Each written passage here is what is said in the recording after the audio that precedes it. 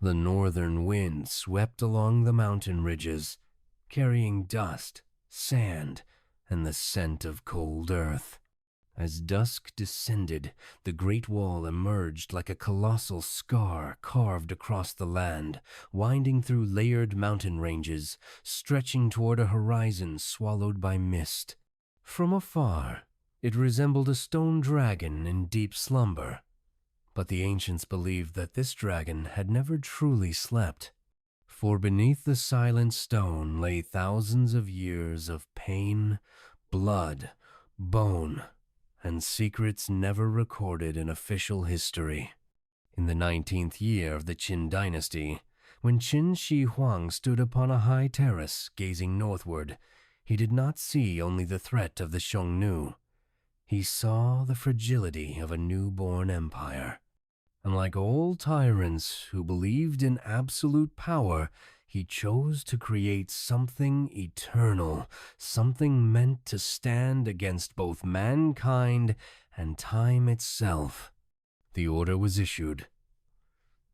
Link the old walls, expand them, reinforce them, and construct a barrier unlike anything humanity had ever known. What no one told the people was that this wall would be built faster than the dead could be buried. Laborers were driven north like cattle. The strongest men of each village, prisoners bearing heavy sentences, soldiers guilty of discipline violations, all were sent away. They carried hoes and ropes and a vague terror that they would never return. In the first winter, thousands froze to death. In the following summer, thousands more collapsed from exhaustion. Corpses lay scattered along the construction line. There was neither time nor soft earth enough to dig graves. The overseers issued their orders coldly. Lay the bodies into the foundation, hammer stone over them. And so, from its very first layers, the Great Wall became a tomb stretching thousands of miles. It was said that when the final layers of earth were tamped down, groans could still be heard rising from beneath, but the hammers kept falling. Stones continued to be stacked. The cries were swallowed whole. The survivors began whispering that the souls of those buried alive could not leave. They were forced to remain, fused with soil and stone, becoming part of the wall itself, and thus the wall did not stand by gravity alone, but by resentment. At night, guards claimed they heard footsteps running inside the wall, though no passage existed. Some swore that when they pressed an ear against the cold stone, they could hear breathing slow and heavy like that of a massive creature asleep. The Qin dynasty fell, but the wall remained. Later dynasties inherited it as a dangerous legacy, impossible to destroy, impossible to ignore. Every repair, every excavation into its ancient foundations brought humanity closer to what had been buried. During the Han Dynasty, while reinforcing a western section, a team of workers discovered something strange beneath the foundation. The soil was uneven, not like ordinary rammed earth. Digging deeper, their tools struck hollow stone, producing a dull, resonant sound, unlike anything else. After hours of chiseling, a void was revealed, not a natural cave, but a deliberately constructed corridor. The passage was narrow and low, its stone walls blackened as if scorched by smoke. The air inside was unnaturally cold, despite the height of summer outside. Scratches ran deep and long along the walls, not tool marks, but something else, like fingernails. A young supervising official entered first, torch in hand. The trembling flame revealed crude symbols carved into the stone, neither Chinese characters nor any known script. They repeated a single image, a human figure being swallowed by a wall. After only a few steps, he stopped. The torch fell. A scream echoed, lasting less than a single breath and silence. When the others rushed in, they found no body, no blood, no signs of struggle, only the extinguished torch and a damp wall, as if freshly soaked. The incident was sealed. The corridor was filled in. The report sent to the court contained only one line: unstable ground. An accident occurred. Yet among the people, a whispered name began to spread. The Blood Path, a road beneath the Great Wall where unjustly dead souls were imprisoned, and where the wall was not merely a structure, but a living entity. Time marched on. By the Ming Dynasty, the wall was rebuilt with brick and stone, stronger than ever before. But the higher it rose, the deeper men dug. And the deeper they dug, the more forbidden things surfaced. Builders uncovered skeletons arranged in rows, pressed tightly together, as if deliberately placed. Many bore signs of binding. Some skulls were inverted, stones stuffed inside. The overseers forbade any record. Everything was buried again at once. What terrified them most was not the bones, but the feeling of being watched. Some workers said that at night the wall vibrated faintly like a beating heart. Others fled in the darkness, abandoning their tools, muttering that it is waking up. 19. Then one winter night, near Jiayuguan Pass, a long crack appeared along the wall without any earthquake.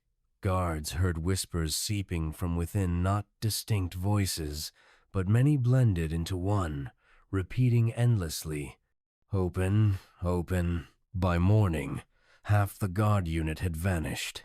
No footprints, no bodies, only spears planted upright in the ground, forming a strange circle like an ancient ritual. The court sealed off the area and summoned a Taoist priest. He performed rites for 3 days and nights. On the 4th day, he collapsed before the wall, his face ashen, trembling as he spoke. What lies beneath this wall is neither human nor entirely spirit.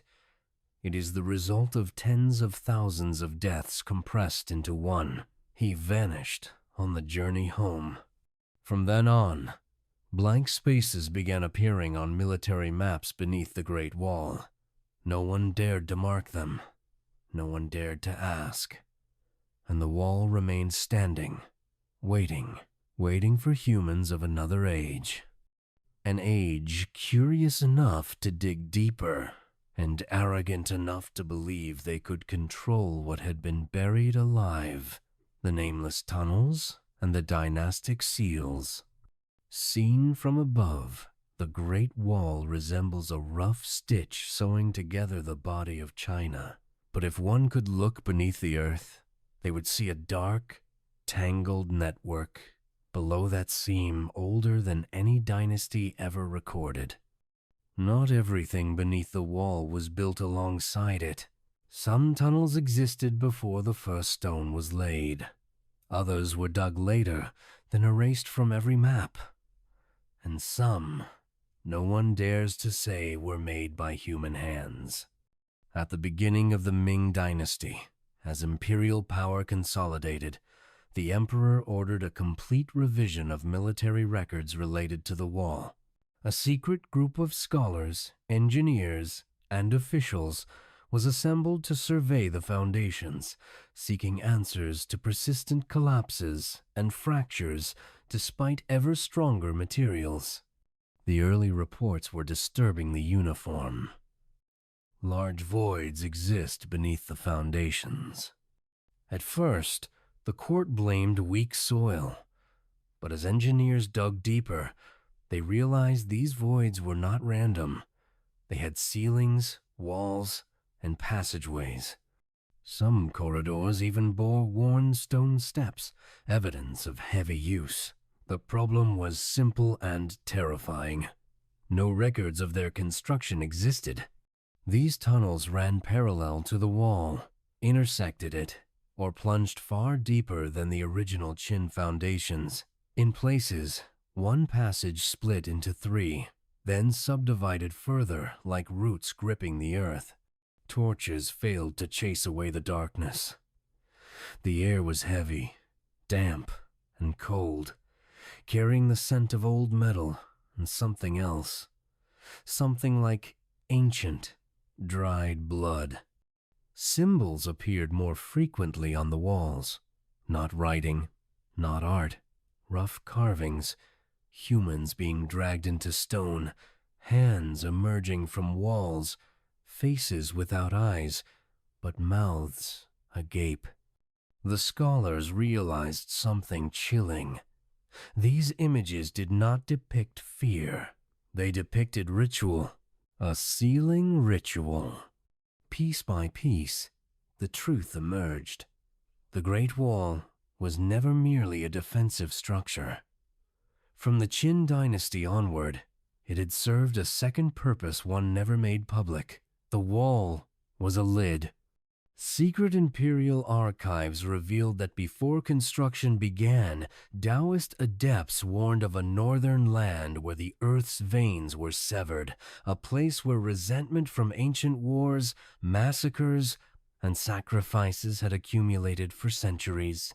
They believed something nameless existed beneath neither demon nor god, but the collective will of souls denied release. If allowed to spread, it would devour the empire from within. There was only one solution: press it down, not with talismans, but with a structure vast, heavy, and endless enough to suppress it and sever it from the surface. Thus, the Great Wall was born. But the wall alone was insufficient. Tunnels were dug to channel the resentment into dead points, where final sealing rituals were performed, and those rituals required living sacrifices. This was why so many laborers did not die by accident or illness. They were chosen. In the deepest tunnels, Ming surveyors found circular chambers with polished stone walls and a pit at the center. Around it, footprints overlapped densely as if many people had stood there together. At the bottom of the pit, human bones spiraled downward, not buried, dropped. When these discoveries were reported, the Ming court fell into panic. A secret debate unfolded behind the walls of the Forbidden City.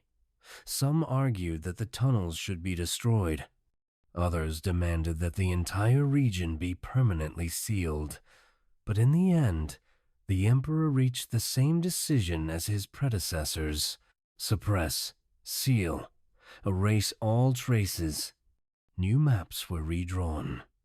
The tunnels were left blank on paper, as if they had never existed. Those who participated in the survey were sent far away.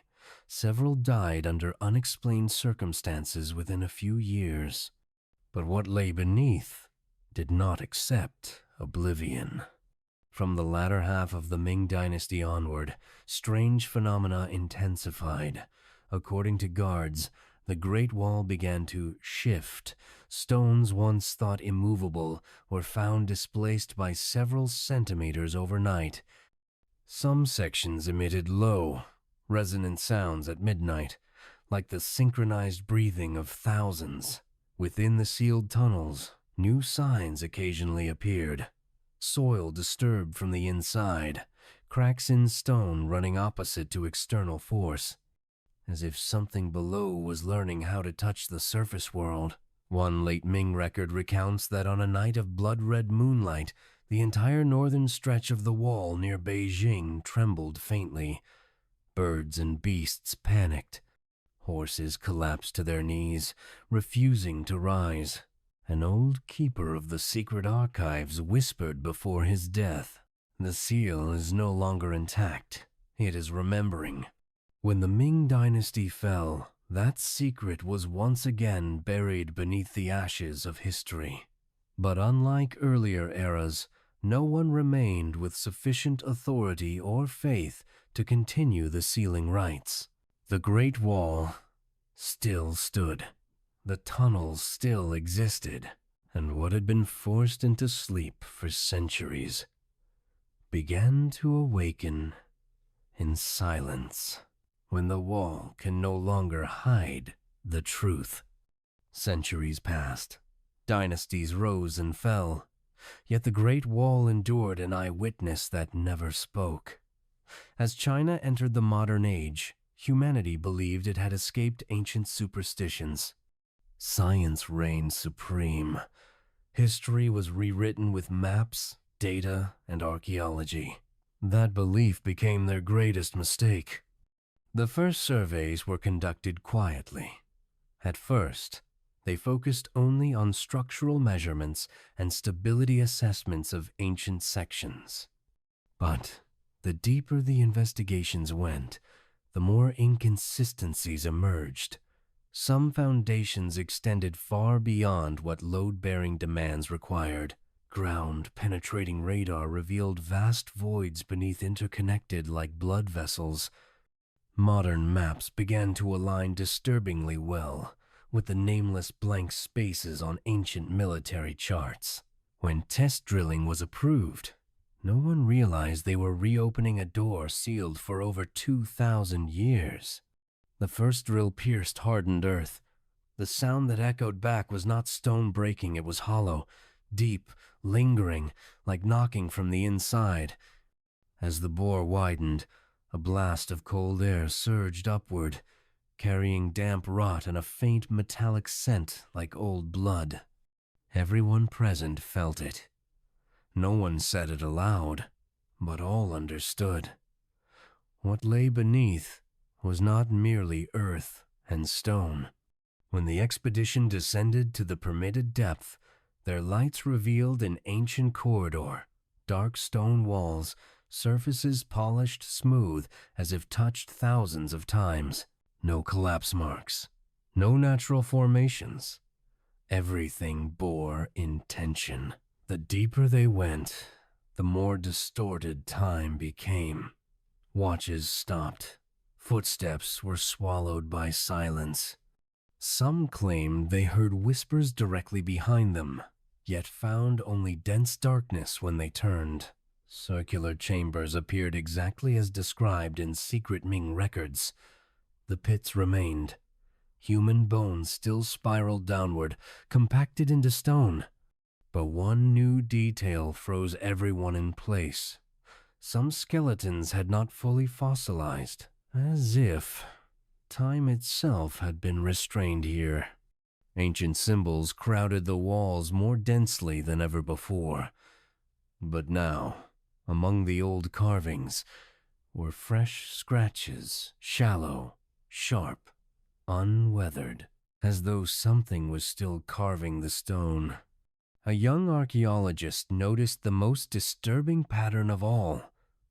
The tunnels did not merely run horizontally, they converged toward a central zone, buried deep beneath the oldest section of the wall. That location appeared in no records whatsoever. As they approached it, the temperature plummeted. Flashlights flickered. The air thickened, each breath heavy, as if dragging stone into the lungs. Then they saw it.